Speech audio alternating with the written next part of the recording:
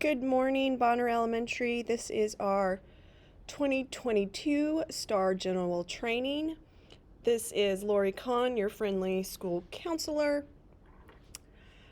This training is going to go over just our basics for our STAAR, as well as possibly a little bit about TELPAS. Please watch this video in full, answer the questions for me, and then we will meet briefly during your conference time, and that's when you will get your oath so that you can sign it. Watching this training does not replace your responsibility to read and follow your manual. That is something that we really do need you to do. It's actually been updated. Several things have been taken out and changed due to our new platform, as well as everything being primarily online. We have got a field STAAR test coming up fairly soon. This is just for 5th grade. So you guys are actually going to get your manuals for that test separate. It's a separate manual. I'll be putting that in your boxes this Friday. Our other manuals that we will get for the May STAAR administration will come fairly soon, and then I will go ahead and get that to y'all as soon as possible. But please, once you get it, go ahead and read it through. Hopefully you'll be able to read that through before we have our small little meeting during your conference time, so that way if you have any questions, you can bring it up at that time. Here are our STAAR dates. This is actually on page 4 in your manual. So I kind of mentioned it before. 5th grade is the lucky grade that got chosen by the state to administer a field test. It's 5th grade and it's reading English language arts only. That will actually be on February 10th. So it's coming up in about 2 weeks. This will be run like a normal STAAR day for 5th grade. We will shut down and have testing down that hallway. They will have a break for lunch and then get back to testing. But like I said, this is only 5th grade reading English language arts. Then in May, we've got our other tests, our actual administrations. On May 10th, we've got math, all grades, 3rd, 4th, and 5th. On May 11th, we have our reading test, all grades, 3rd, 4th, and 5th. On May 12th, we have our science, which is just 5th grade. And then for any students that have a paper STAAR, we will use that Friday the 13th as a makeup day. It's a little different with kiddos that are on the computer. They actually have a window to be able to make up the STAAR test if they miss one, and it goes all the way up until the very last day of school. So they have got extra time, and technically if that student comes back to school before the last day of school, they have got that very first day back, they have got to take any STAAR test that they have missed on the computer. So let's go over just a little bit of general things. Each student is allotted 4 hours to complete the test. You do want to have a clock or a timer in your room so that way you can see it and the students can see it as well. We cannot use our cell phones or an iPhone or a watch, like an Apple Watch or a smartwatch. We can't use those to monitor our time. Your cell phone, it needs to be off and put away, either locked away in a drawer or in your closet. If there's a reason that you need to be contacted, and I know right now with children or family members, that's totally understandable. Just please let us know that you've got a situation where you really need to have somebody to be able to have access to your phone, or so that way you can be able to be gotten a hold of, and we can hold your phone at the front office, or administration can set something up with you so that way you feel comfortable and you know that you're taking care of what you need to take care of for yourself. So the time starts, that 4 hours starts after the test administrator has read all the directions in your script and says you may begin, or you can put on your headphones for those online kids. You need to communicate with your students either by writing it down or telling them. I normally did both, but it's up to you in terms of how much time is left for them to take the test. They have 4 hours, so once an hour has gone down, you write on the board you have 3 hours left, or you communicate that by telling the students. And then once it's under an hour, break it down a little bit smaller. If a student has extended time, we want to get them started on the test just as soon as possible. And normally we say that for all students and the campus as a whole. We just want to get started on the test as soon as possible, so that way we can make sure that those kiddos have that full amount of time. We do want to record our start and stop times on our seating chart. And if we do have a student that comes in late, as long as they've got that 4 hours and then a 30-minute for lunch, in that time left in the day, they have got to test. But we do have to make sure that they've got that solid 4 hours with a 30-minute lunch. If there's not enough time for them to test that day, then they'll do it the next day. But if you look, our time limits are on page 7 through 9 in our test manual, our test administrator manual. So the kids are allowed to have breaks. We do have breaks that will not affect the time, meaning time doesn't stop. So this is stuff like water breaks or restroom breaks. If the kids need like just a short little mental break, you don't have to write that down. You just let the kids know, take your break, and then keep going. I did like to record when the kiddos went to the restroom, so that way I knew how often and how long. But that is a personal preference. You do not have to record those types of breaks.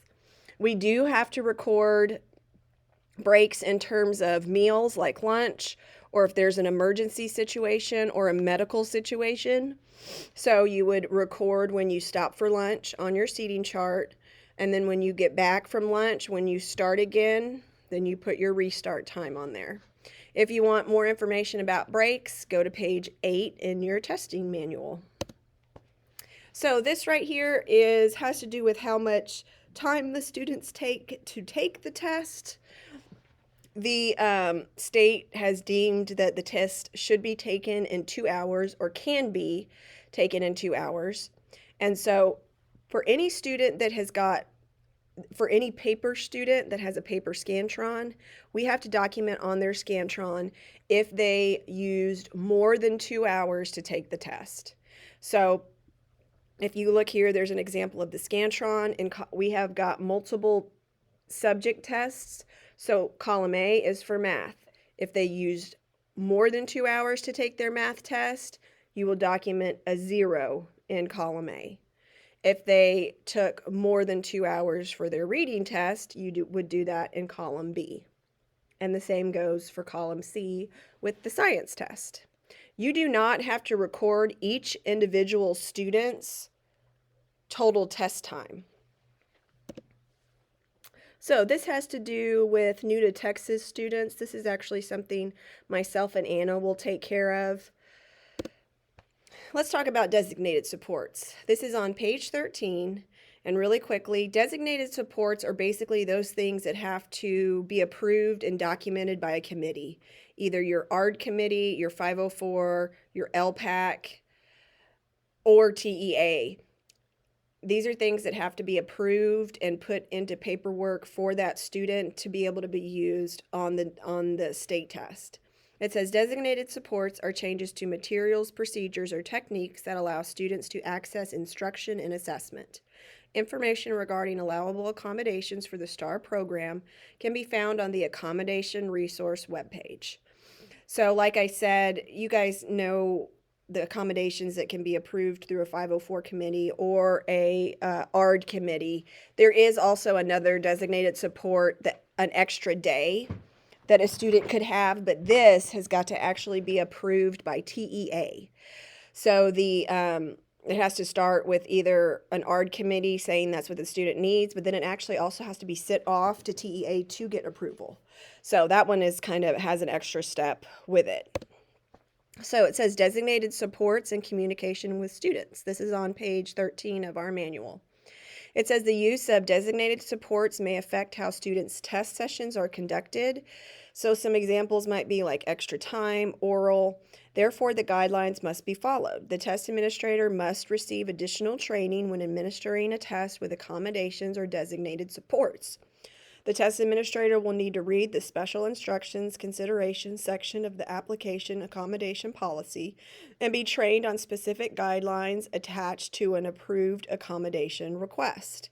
So, now that we have a lot of students on the computer, a lot of teachers will actually be administering a test that has designated supports, such as oral. So what I'm going to do is I'm actually going to make another specific designated supports training video that you will need to watch if you've got students in your class, in your homeroom, on the computer that will be having oral or content language support. You will need to watch that second video, but it won't be a conference meeting or anything like that. It will be a training video that I will need you to watch at your leisure just before our STAAR test dates. It says a test administrator must receive additional training if providing students with an oral administration. That's what we kind of talked about. Ensure that students have available the designated supports that they are eligible for. That is just making sure that all of their designated supports are selected for them and given to them. It says the test administrator should discuss the accommodations with the students in advance of the test session to explain what materials or types of assistance will be available. Hopefully this has been something that's been going on throughout the year, especially since we've been so big on using the computers for 9 weeks tests. The platform will not be the same, but students will still be familiar with accessing their content language or their oral on the computer. And we also do have a practice site that the students will be able to get on and practice the platform that they'll be using for STAAR. It says when using any type of designated support, you are required to look at the criteria and provide whatever it may be. Supplemental aids, dictionary, math charts, etc. If you have any questions, I have the accommodations printed out and can show you the requirements.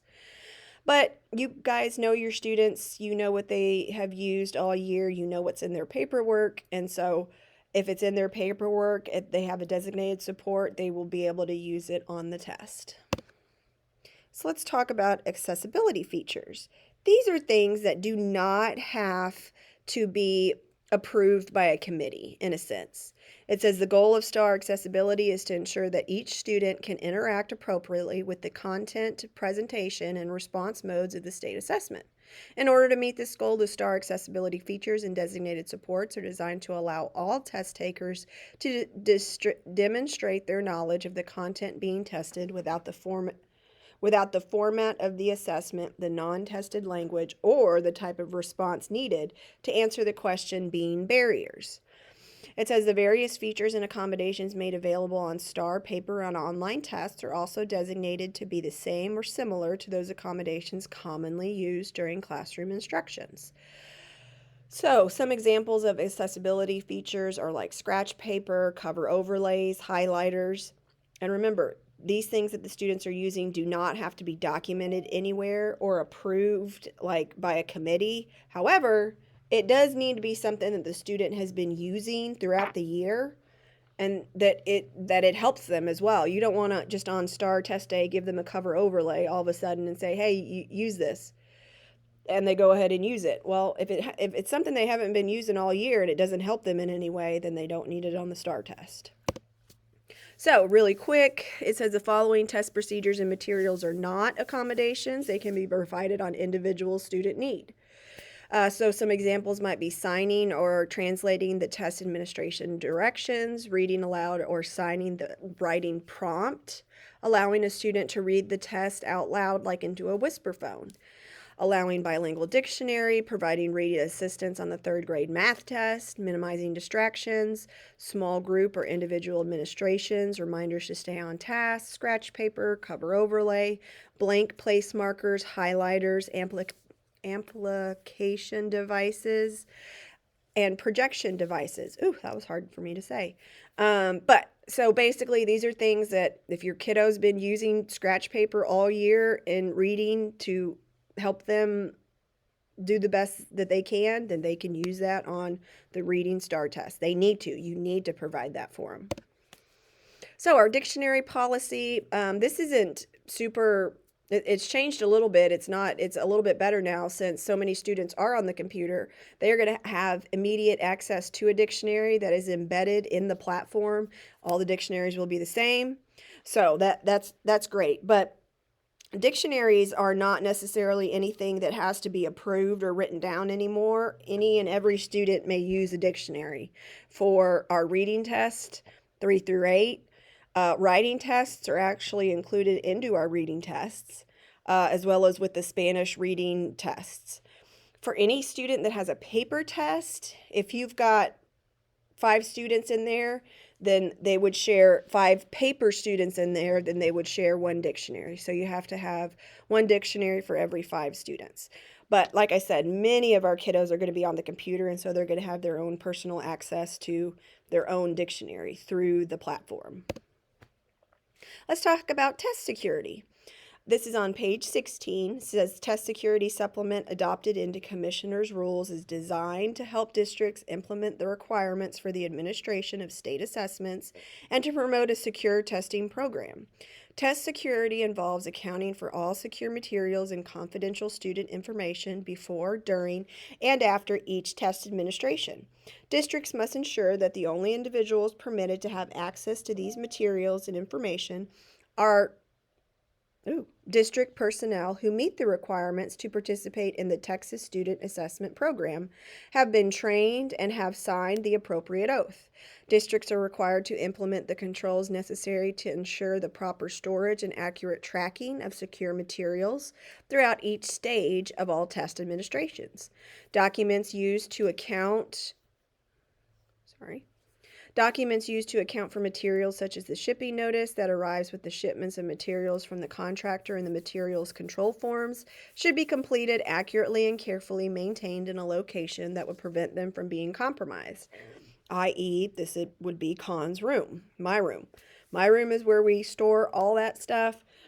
If you remember years before, there's this big red lock I have to put on my room door, so that way it is double locked and secure. And once we get all those materials, it's actually several weeks before the test.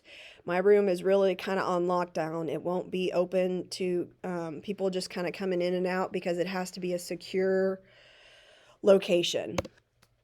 So, confidentiality requirements. This is on page 17. It says all testing personnel who participate in the statewide testing must undergo training and sign the appropriate security oath. This is something you guys will do when you come by on your conference just really quickly for like our question and answer session. That they understand their obligations concerning the security and confidentiality of the state assessments before handling secure testing materials or administrating assessments. Upon first accessing the secure online administrative features of the Texas Assessment Management System, trained and qualified tested personnel who will be administering. No person may view, reveal, or discuss the contents of a test booklet or online assessment before, during, or after a test administration unless specifically authorized to do so by the procedures outlined in the test administration materials. If circumstances necessitate that a test booklet or online assessment be examined, permission must first be obtained from TEA. No person may duplicate, print, record, write notes about, or capture any portion of a secure assessment instruction without prior approval from TEA. Districts may not duplicate and retain student compositions. Only students may respond to the test questions, perform calculations, and create rough drafts to written responses. Test administrators who have permission to view secure materials in order to provide an approved accommodation must be reminded that they are viewing secure content and that responding to test questions, recording the information they see, scoring the test, or discussing the content of the test at any time is strictly prohibited. As a reminder of this obligation, these individuals are required to sign an additional section of the test administrator oath. So let's talk a little bit about the mistakes or oopsies that might occur, our testing irregularities. This is indicated on page 16. It says incidents resulting in a deviation from documented testing procedures are defined as testing irregularities. Testing irregularities are viewed by TEA as falling into one of the 2 categories. You've got serious or procedural. Let's get into the serious first. So, serious violations of test security or confidentiality, these must be investigated by the district coordinator, who is Mr. Courtney now. They have to be reported to TEA as soon as the district coordinator is aware of it. And it can result in individuals being responsible being referred to the TEA Educator Certification and Standards Division for consideration of disciplinary action. So these are some of the things the penalties that could happen if there is a violation. It says a person who engages in conduct prohibited by the test security supplement and in other test administration materials may be subject to the following. You might have a restriction placed on your issuance or renewal or holding of your Texas teacher certificate, an issuance of an inscribed or non-inscribed reprimand, suspension of your Texas teacher certificate, or revocation or cancellation of your Texas teacher certificate. So let's look a little bit about, well, what is a serious irregularity? So it could be directly or indirectly assisting students with responses to test questions. So stuff like providing or suggesting or indicating a test question response, aiding or assisting an examinee with a response or an answer to a secure test question, identifying incorrect responses for examinees, tampering with student responses, changing or altering an examinee's response or answer to a secure test item. This kind of goes into TELPAS a little bit. So falsifying TELPAS holistic ratings or STAAR alternate to student responses. Viewing secure test content before, during, or after an assessment unless specifically authorized to do so. Discussing or disclosing secure test content or student responses. Scoring students' tests, either formally or informally. Duplicating, recording, or electronically capturing confidential test content unless specifically authorized to do so. Fraudulently exempting or preventing a student from participating in the administration of a required state assessment. Receiving or providing unallowable assistance during the TELPAS calibration activities. Encouraging or assisting an individual to engage in the conduct described above, or in any serious violation of test security and confidentiality, or failing to report to an appropriate authority that someone has engaged in any of the events listed above, or any other serious violation. So let's talk about the things that are still, little mistakes, but they're not as serious. These are our procedural irregularities. These reflect minor errors or deviations in testing procedures. They do not represent severe breaches in security or confidentiality. They do not require a call to TEA unless guidance is needed by the district. And they do not require supporting documentation. So, some examples of this, these procedural irregularities are less severe and tend to be kind of more common, and they result in minor deviations in testing procedures. So some examples might be an eligible student wasn't tested, or an ineligible student was tested. Secure materials were not returned, checked in, and accounted for at the end of each testing day. A test administrator, campus coordinator, or district coordinator lost or misplaced completed answer documents, test booklets, or other secure materials. These can be some other monitoring errors. A test administrator did not verify that a student recorded his or her responses and accepted a blank answer document from the student. A test administrator left a room unattended when students or secure materials were present or when secure online tests were open and visible. This is actually something we'll go over just really quick when we meet, but for the online students taking their test, what they'll need to do is if they need a break or you pause for lunch, the student actually, the platform actually has a button for the student to pause the test. So they will pause it, the screen will take away the test and it'll kind of log them out of the system. And then when they come back, they'll have to log back in and then get going. So that way that helps prevent people from walking by. So even when a kid goes to the restroom, they need to pause. It says a test administrator left a room unattended when students or secure materials were present or when secure online tests were open and visible. Secure materials were left unattended or secure online tests were left open and visible during a lunch break, a short break, or restroom break. Testing personnel did not monitor students during a break. We've got hallway monitors for that. A test administrator did not ensure that students worked independently during testing. Students were not prevented from using cell phones or any other electronic device to take pictures, share postings, or send messages. Don't forget about those smartwatches. It says a student was allowed to remove secure materials from the testing area. So a few more procedural errors. A test administrator failed to issue the correct materials or students were provided non-allowable materials. Testing personnel who were not properly trained were allowed to administer tests or handle secure materials. A student was permitted to test beyond the allowed time limit or was not given the full time limit to complete the STAAR assessment. A test administrator failed to use the test administration materials or failed to read aloud the bolded scripted test administration directions verbatim as outlined in the test administration manuals. That's our little script we have to read. Yes, we have to read it verbatim. Just grab your manual and read it word for word just to make sure we are all doing what we're supposed to be doing. A student was provided an unallowable accommodation. So let's talk a little bit about cheating just really quick.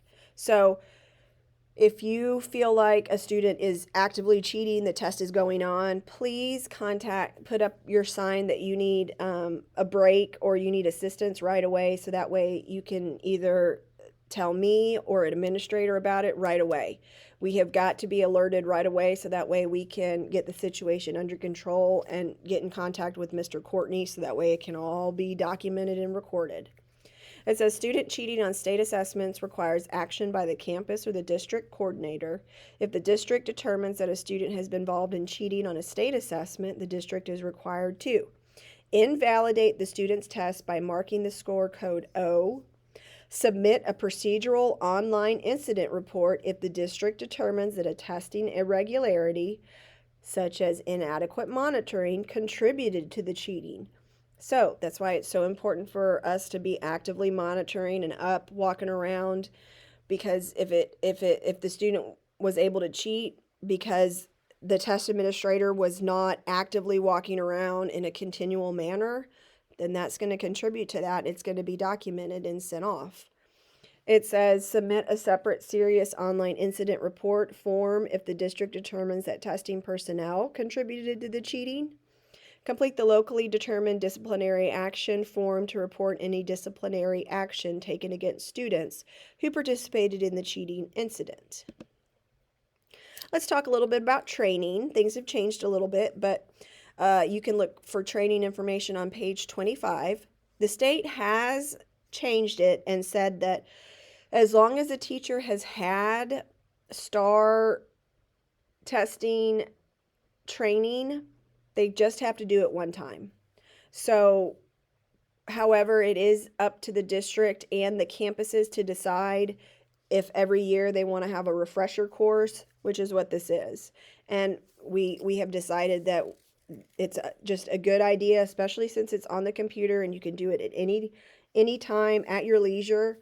It's something that we feel like will help everybody feel more comfortable on testing day, as well as get all of our best results that we can. When we have our short meeting during your conference, you want to bring your manual just in case you have any questions or find something in there you don't understand. It says test administrators are required to receive annual training in test security and general testing procedures. This is actually just one time ever. As well as procedural unique to specific types of testing and testing circumstances. So that would be like our our accommodations training. Test administrators must sign an oath before handling secure materials. We'll sign our oath when you come by on that short time during your conference. So let's talk a little bit about the testing environment. Um, it says no element of the testing room environment should hinder any student's performance. A testing do not disturb sign should be posted outside the testing room. Everybody gets one of those. Bulletin boards and instructional displays that could aid students during testing must be covered or removed. So since we've got this first one coming up really fast, our reading teachers, I'm sorry guys, but I do need you to either take down your reading, your tech materials that you have up on your walls, or cover them up, please. Now, if you're a math teacher, they're not taking the math test, so you do not have to take things down. Or what? Once they do take the math test, you will have to cover or take down your materials. But this very first one that we're doing is reading, English language arts, and writing. So if that does not pertain to your subject, then you're good. It says clocks, either analog or digital, in the testing room do not have to be removed or covered. Remember, you need your clock so you can tell how much time you have left. All desks or computer workstations used for testing must be cleared of books and other materials not required for the test. So even if you have your desks turned around so that way they can't get in the cubby, you need to take everything out of the desk. Clean the desks out. There can't be anything in there the student can rummage through and look at. To support test security for online administration, test administrators should make a determined effort to prevent students from seeing one another's monitors. Something that can help this is moving your desks and making them face the wall and then putting them in rows. We also have those offices or cheater beaters. Those are great too. I have extras in my room. If you need some, if you would like some, I'm sure that we can find a way to get everybody a set. It says ensure that there is one pair of headphones per student. This is something Miss Colmorgan and Miss Jeffries, Miss Jeffries and Miss Colmorgan is working on, so that way we have a set for each kiddo. And then a seating chart. You do need them in a seating chart. So that was it. Hopefully that wasn't too bad. I kind of feel like I went really fast. I'm sorry if I did. We will get together 5th grade first sometime next week, just really quickly, so you can get your oath and have any questions that you might have. You can run them by me. I will be putting those field test STAAR manual books in your boxes on Friday, so that way you have it. But thank y'all so much for listening to this and participating.